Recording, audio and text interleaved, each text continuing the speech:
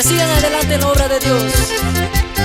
Al hermano Ignacio Luna y esposa, hijos, Zacarías Andrade y esposa e hijos, y a toda la congregación, por la marca, sigamos adelante, mi hermano, en la obra de Dios, porque dice su palabra: mira que te mando, que te esfuerces y seas valiente.